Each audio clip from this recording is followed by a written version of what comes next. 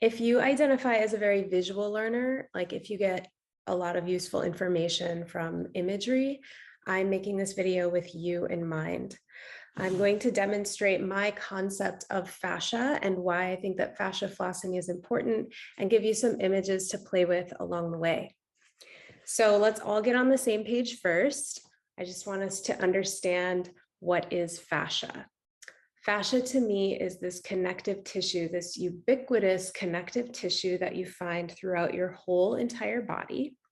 If you were to remove all of your other pieces, your bones, your muscles, the viscera, and you were just left with the fascia, you would still have a ghost-like image of you that would still be recognizable.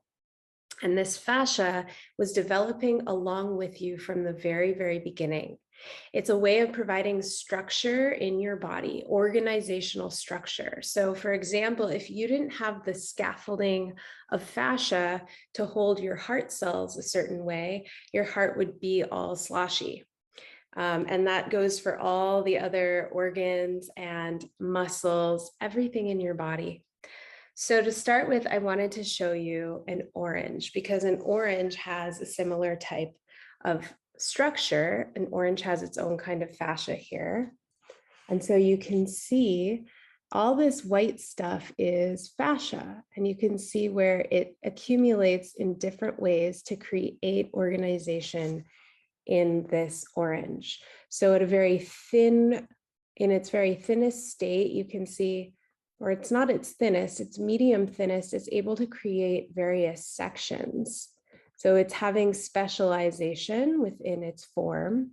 And then even within those sections, you can see that it's created little tinier segments with even thinner fascia or connective tissue. It's also got kind of a stickiness to it. So when it's very thick, it's kind of strong and protective. This is like fascia.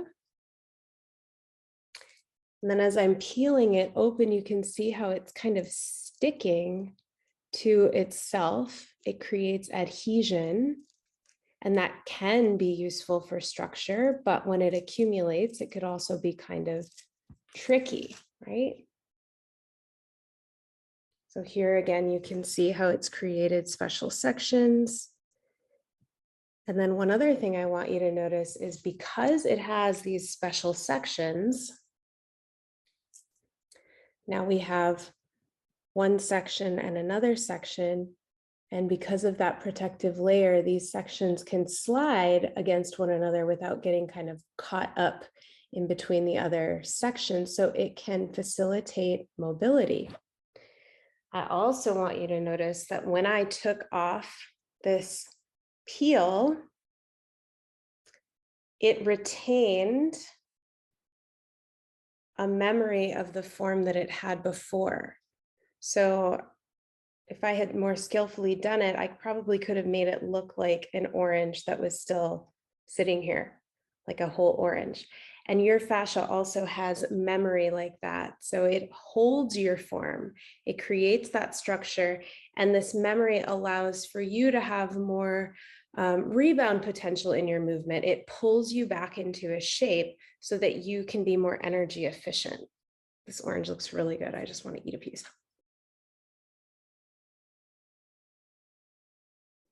Okay. So when you were forming in utero, this fascia created all your support and structure and organization for you. And that will become important a little later when I want to link this into why we floss. But I also wanted to show you this bag, the fruit bag.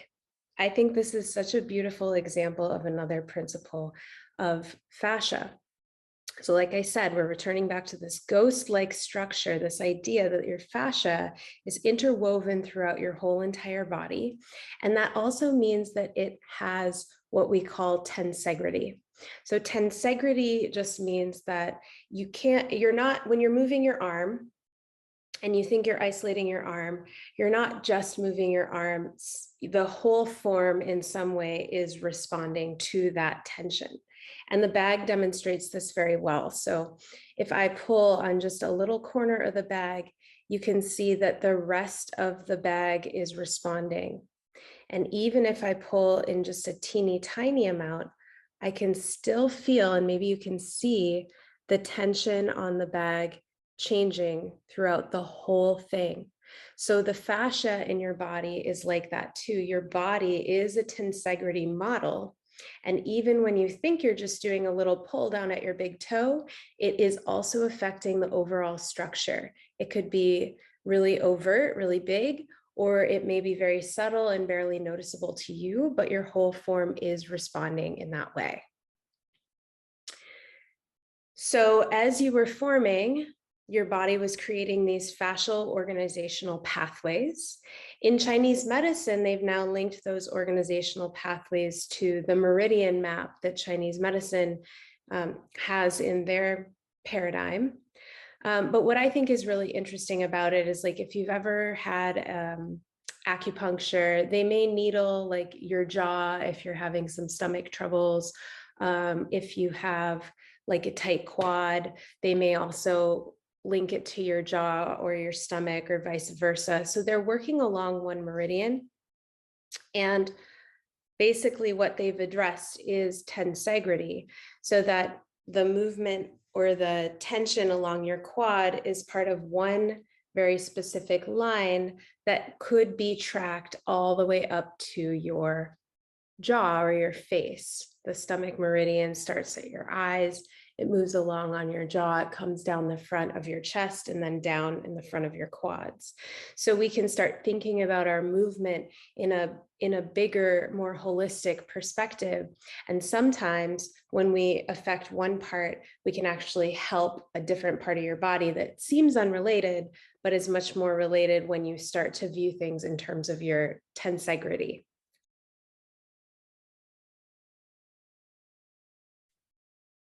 So now that you have this visual understanding of the fascia being this ubiquitous tensegrity form in your whole body, why is the technique that I use, fascia flossing, very important? Why do I believe in it? Why do I think it's effective?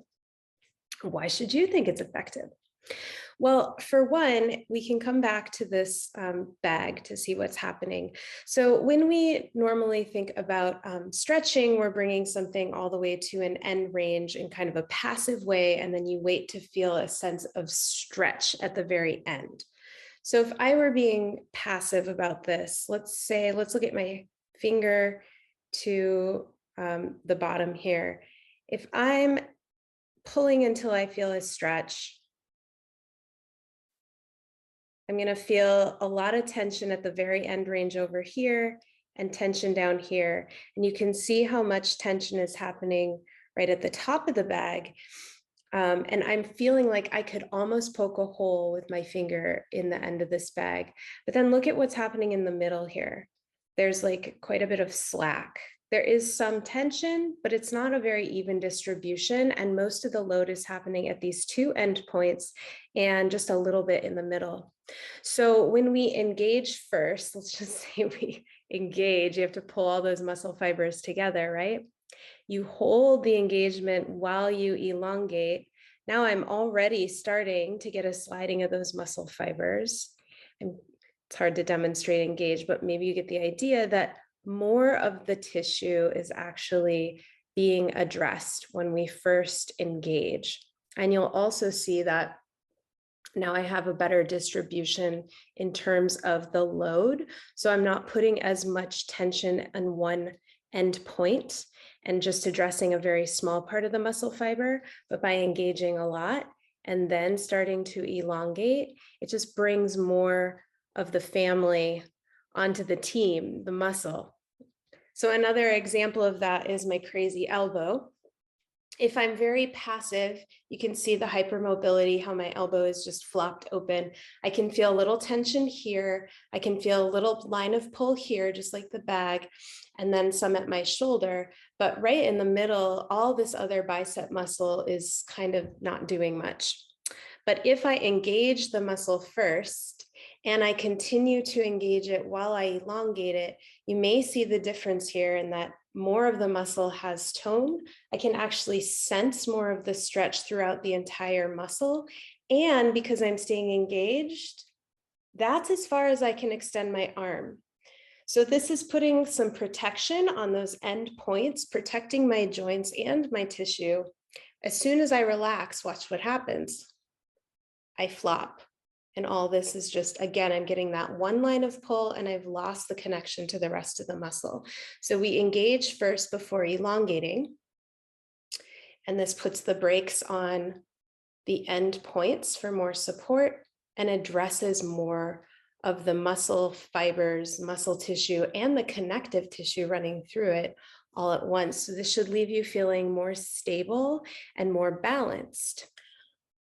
But from what we understand of fascia, there's also another reason to engage before elongating, aka floss, in addition to the benefits that I just demonstrated to you. So let's come back to our orange. And I want you to see here, fascia, when it has accumulated, becomes a lot thicker and tougher, right? And it's accumulating in spaces where there isn't movement. That's what fascia does. It's kind of helping to create this organizing structure. So it's coming into places, it's like filling in all the gaps, and it gets melted by movement. So imagine if you have some kind of injury and you don't move your shoulder for a while. You hurt your shoulder, you're not going to move it. And in that time, the connective tissue is organizing around your form. So the scar tissue, connective tissue, scar tissue is a type of fascia. That's what I think of it as, at least. It will come in and help to create extra stability for your shoulder. It's laying down some protective track. But then when you feel healed and you're ready to move, you've perhaps lost this mobility. So engaging before you elongate is one effective strategy for helping to encourage more sliding of the muscle fibers so that you can melt the accumulated fascial tissue and get back to that kind of fascial tissue that you want, which is thin and pliable and slidey, right? These nice thin ones that are creating organization and slide so that you don't feel gummed up and sticky. I wanted to show you with this bag too, what that accumulation, I just think that it's such a cool demonstration of the accumulation. So when the fascia, this is like an orange slice, right? With the fascia around it, it's nice and thin.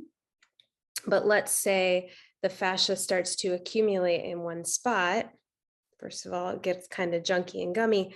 Look at how much tougher and less flexible this part of the bag became. So again, it's super stretchy and pliable and flexible and cool. And as soon as I pull it together, it's actually lost so much of its elasticity. You could think of that this can be very useful, right? This could be like a tendon. This could be creating a lot of important supportive structure. And when fascia is accumulated, it can be really strong, dense. But if you imagine this type of fascia filling in gaps where you want more movement, that could be kind of tricky to overcome. And so again, when we start to, I don't know if it'll show up very well, but we engage the muscle.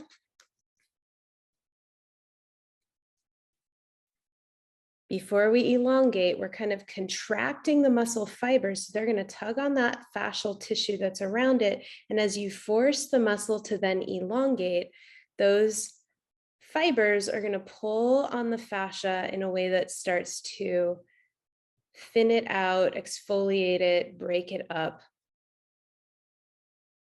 And the result is that you end up feeling a lot more pliable and elastic and functionally flexible.